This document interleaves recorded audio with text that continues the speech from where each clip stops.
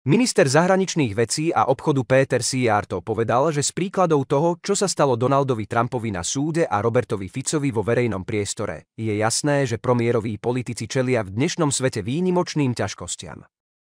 Sú prenasledovaní niekedy fyzicky, inokedy právnymi prostriedkami, inokedy politicky, povedal minister Szijjártó na verejnom fóre, ktoré sa konalo v Markali v západnom Maďarsku s odkazom na bývalého prezidenta USA a slovenského premiéra, z ktorých posledný prežil pokus o atentát. Minister zahraničných vecí tiež uviedol, že existuje rastúce nebezpečenstvo eskalácie vojny na Ukrajine a povedal, že mnohí európski lídri boli zajatí vojnovým šialenstvom.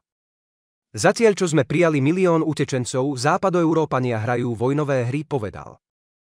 Napriek stovkám miliárd eur dodávok zbraní na Ukrajinu ani jedna strana nemohla získať na bojisku prevahu, dodal.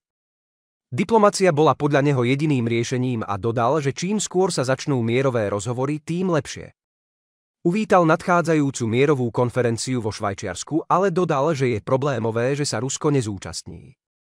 Hoci by bolo dôležité dosiahnuť mier, urobiť to len s jednou stranou nebude možné. Szijjártó povedal, že maďarská vláda práve zvažuje, na akej úrovni sa zúčastní fóra, keďže to predpovedá obmedzenú nádej, pokiaľ ide o jeho účinnosť.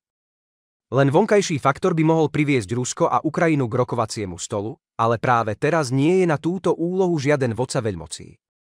Povedal, že sa to môže zmeniť, ak Donald Trump vyhrá prezidentské voľby v USA.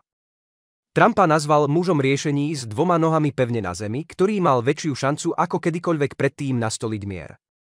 Pomohlo by tiež, ak by po tohtoročných voľbách do Európskeho parlamentu nastal veľký obrat doprava, dodal.